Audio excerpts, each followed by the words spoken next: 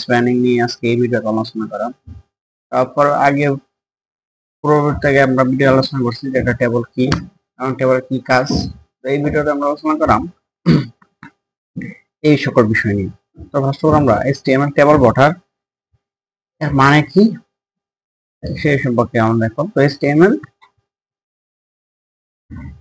Table বটার হলো এমন টেবলের চারপাশে একটি বা প্রতিটি ঘরের চাল বা চারপাশে দৃশ্যমান লাইন বা ফ্রেম তৈরি করে, ঠিক আছে, বা এটার আমরা জন্য তথ্য বস্তুভাবে উপস্থাপন করতে সাহায্য করে। এখন প্রতিটা একটা টেবল বলতে গেলে আমরা এই টেবলটা যেটা এই সবটা মিলে একটা টেবল, ঠিক আছে, এই সবটা একটা টেবল সেকশন। হ্যাঁ, তারপর কি হচ্ছে HTML টেবল কেন কাজ করবো। তো এই ব্রাউজার অন HTML ট্যাগ করে তখন ফিল্টার বা বটার ছাড়া একটি টেবল তৈরি করে। তবে আপনি CS এবং HTML বটার অ্যাট্রিবিউট ব্যবহার করে টেবলের চারপাশে প্রতিটি সেলে বটার যোগ করতে পারেন, ঠিক আছে।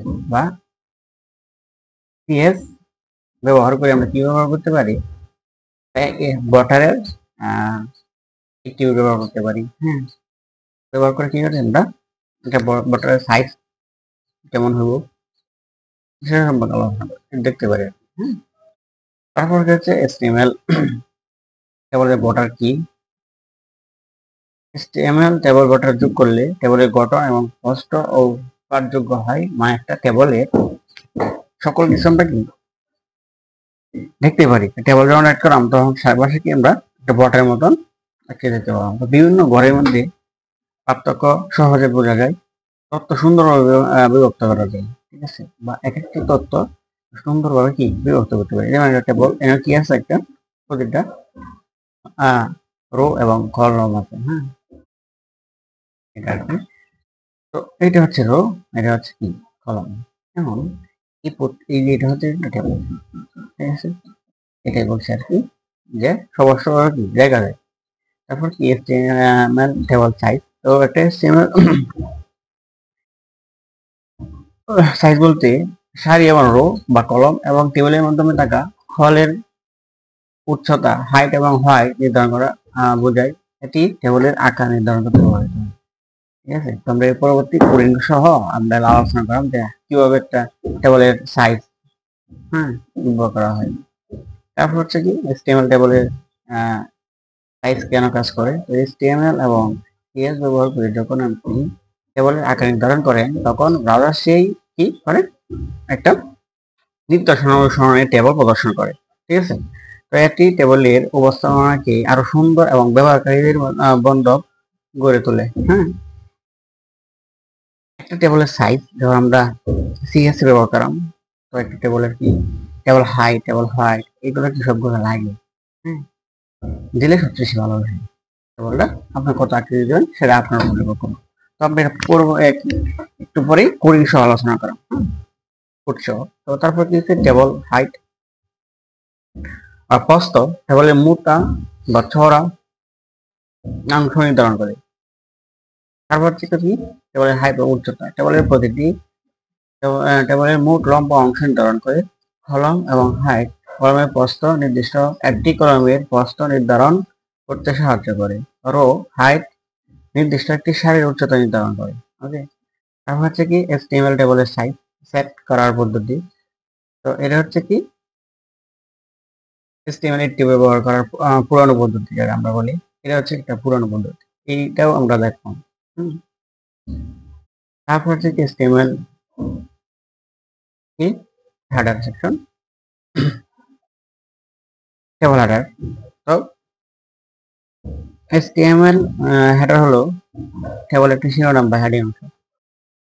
প্রতিটি কলমের নাম বা তথ্যের ধারণ নির্দেশ করে। একটি টেবলের প্রথম সারিতে থাকে এবং ব্যবহারকারীদের বোঝায় সুবিধার্থে তথ্যের বিভাগ চিহ্নিত করে, ঠিক আছে। তারপর হচ্ছে কি HTML হেডার কেন কাজ করে। তো এটা হচ্ছে কি header section table header TS বলতে গেলে ওরা কি টেবল হেডার ব্যবহার করে, তখন ব্রাউজার সক্রিয়ভাবে কি করে টেক্সটে গাঢ় বা বোল্ড করে মোটা করে এই টিএস বা টেবল হেডার। তারপরে কি সাধারণ টেক্সটে মাঝখানে সেন্টার স্থাপন করে। ঠিক আছে, আপনি এখানে যে আমরা কোড সহ দিয়ে আমরা সেন্টার রেখে দিই, কি এর লেখাটা কি সেন্টার দেবো, এটা আমরা দেখলাম। তারপর টেবলের শিরোনাম পরিষ্কারভাবে আলাদা করা দেখায়। এবং HTML টেবলের হেডার কি কাজ করে, প্রতিটি কলমের প্রতিটি শিরোনাম হেডার তৈরি করে টেবলের বিভিন্ন অংশকে স্পষ্টভাবে চিহ্নিত করে ব্যবহারকারীদের সহজে টেবলের ডেটা পড়তে বুঝতে পারে। ঠিক আছে, HTML টেবল হেডার যোগ করতে কি ব্যবহার করা হয়, এটা ব্যবহার করা হয়। টিএস ট্যাগ ব্যবহার করে কলমের শিরোনাম, নেম, আইস এবং গ্রেড নির্ধারণ করা হয়েছে। এগুলো আমরা একটা টেবল দেখলাম বা কি তৈরি করাম। তারপরে কি আমরা আসি HTML টেবল হেডিং বা স্প্যানিং। HTML আর কি টেবলের প্রতিটি সেল বা ঘরের ভিতরে অংশ এবং তার সীমার বটার মাধ্যমে কি করে ফাঁকা স্থান তৈরি করে। তারপর হচ্ছে কি স্প্যানিং, টেবলের প্রতিটি সেলের বাইরের অংশ এবং অন্য সেলের মাধ্যমে দূরত্ব। HTML টেবলের প্যাডিং এবং স্প্যানিং কেন কাজ করে, সেলের ভিতরে টেক্সট বা কন্টেন্ট সীমা থেকে দূরে সরাই টেবলের কি কন্টেন্ট স্পষ্টভাবে পরিমাপটি দেখতে সাহায্য করে। এগুলো আর কি কৃষিভাবে। এখন আমরা কি করি, এই যে এখন আলোচনা করলাম, এই আলোচনার মাধ্যমে আমরা একটা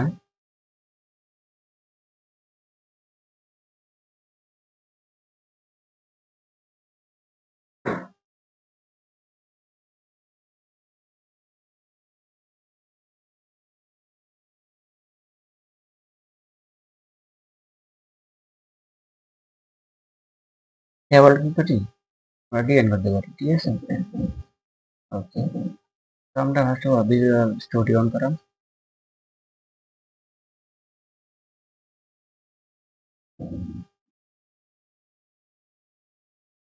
অন করার পরে ভিউ ফোল্ডার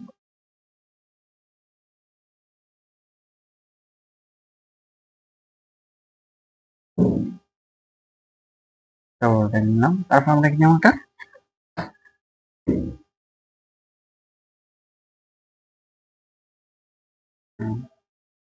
এখন আমরা এইগুলো নির্বাচন করি। ঠিক আছে,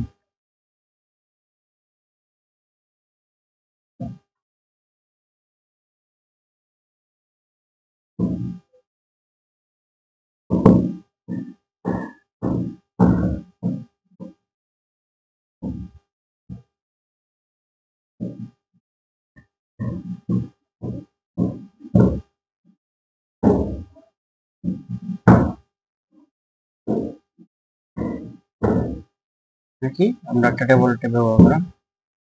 তো এখন লিখে দিলাম এখানে টিএইচ ব্যবহার করলাম। ঠিক আছে, হেডিং ট্যাগ। এখন আমরা লিখলাম ওয়েলকাম টু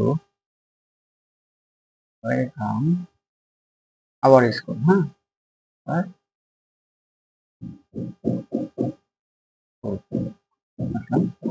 তারপরে আমরা এইখানে কি করি, একটা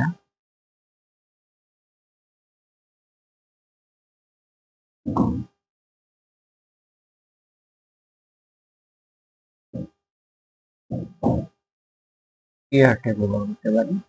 ক্লিয়ার ট্যাগ ব্যবহার করে আমরা এখানে আবার কি দিয়ে দিতে পারি, দিয়ে দিতে পারি কি নেম, নেম। তারপরে আমরা কি দিতে পারি,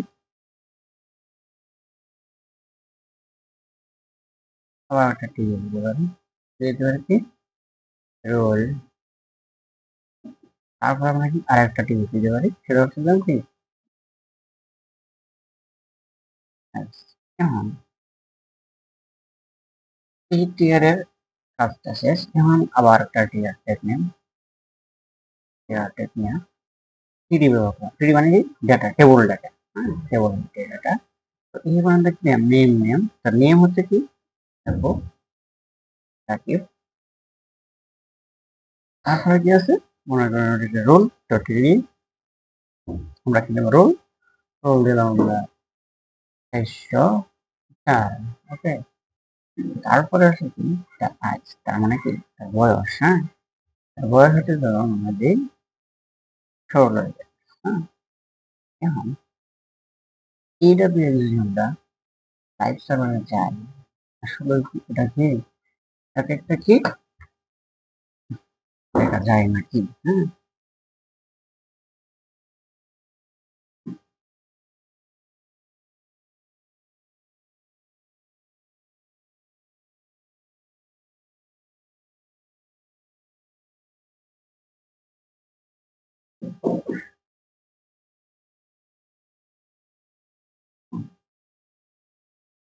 তো এটা কি আছে কি হ্যাডিং আছে রোল, আর এটা কি নেম, নেমের জায়গার নেম, এটা কি আগের জায়গার মানে আমরা নেম আর নুম লিখছি। হ্যাঁ, সরি নেম।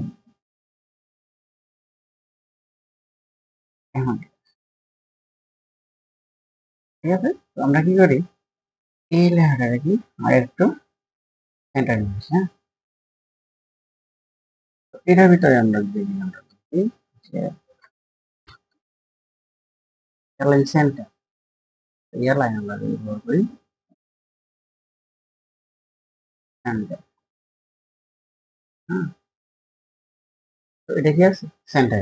হ্যাঁ, তারপরে আমরা এই রাকিব লেখাটা কি কি করতে হবে সেন্টার আনতে হবে, কারণ রাকিব লেখাটা কি করে সরে গেছে একটু। হ্যাঁ, তাই না, এটার ভিতরে আমরা ব্যবহার করতে পারি। আবার এটার ভিতরে আমরা কি একটা false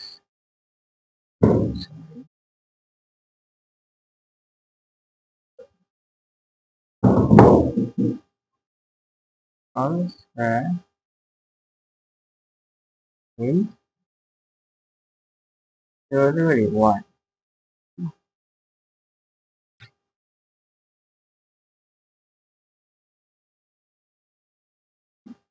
আমরা দেখলাম দিয়া যদি আমরা আবার ওই কি বলছি আমরা না এটো এবং কলম, এটা এই হ্যাঁ, ওকে,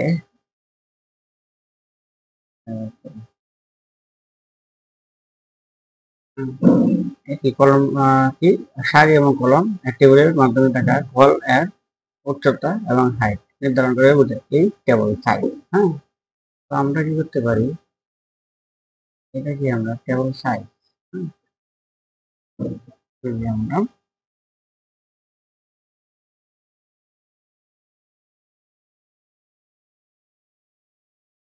সেন্টার দিলাম। ওকে, এটা আমাদের আমরা কি করি কি হাই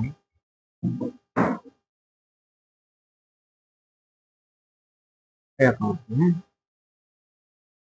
তো তারপরে আমরা কি চাই নিচে যাই, নিচে আমরা কি দেখতে পারলাম এটা একটা পদ্ধতিতে এটা। হ্যাঁ, টেক্সট সেন্টার নিলাম, শিরোনাম দিলাম একটা, তারপরে হচ্ছে আমরা কি আইস এবং গ্রেড ডাটা ব্যবহার করলাম, তারপরে কি স্প্যানিং এবং কি স্প্যানিং। হ্যাঁ, এগুলো হচ্ছে কিন্তু সেলের ভিতরে অংশ এবং সীমার বটার মাধ্যমে ফাঁকা স্থানকে তৈরি করে এই স্প্যানিং এবং কি যদি আমরা এই ব্যবহার করি আমরা। হ্যাঁ, তারপরে কিন্তু এভাবে ঠিক আছে, যেমন হচ্ছে কি স্কল স্প্যানিং। হ্যাঁ, যদি আমরা এটা আগে ভিডিও আমরা দেখছি কিন্তু হ্যাঁ, এটা আগে আমরা দেখছি সবগুলো কোড আমরা করছি। হ্যাঁ,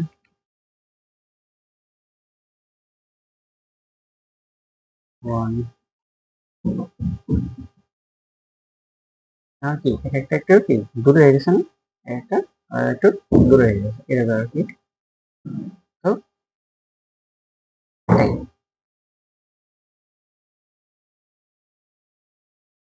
যেমন উদাহরণ দিয়েছি কি এই যে আমরা কি একটা উদাহরণ দিতে পারি কি স্কল মানে কি 10 যদি আমরা 10 ব্যবহার করি এই জায়গাতে এই জায়গাটা যদি আমরা টেন ব্যবহার করি তাহলে কি বলবো? তাহলে অনেকটা কি ফাঁক হয়ে যায়, ঠিক না? এরকম। হ্যাঁ, এরকম প্রত্যেকটা টেবল সারি এবং রোল স্প্যান, হ্যাঁ। রোল স্প্যান বলতে গেলে মানে একটা শাড়ির ভিতরে অন্য একটা শাড়ি, যেমন হচ্ছে আমরা এরকম আর কি। হ্যাঁ, এরকম। হুম, এরকম। তো আমরা এই প্রত্যেকটা টেবল বা রো স্প্যান, স্পোল স্প্যান, হ্যাঁ, প্রত্যেকটা প্রত্যেকটা শাড়িতে আমরা কি করতে পারি দেখবো, হ্যাঁ। প্রত্যেকটা প্রজেক্টের মধ্যে শুধু শুধু প্রজেক্ট আমরা করে দেখবো, ঠিক আছে। আজকের ভিডিওতে হচ্ছে আমরা এই পর্যন্তই। তো পরবর্তী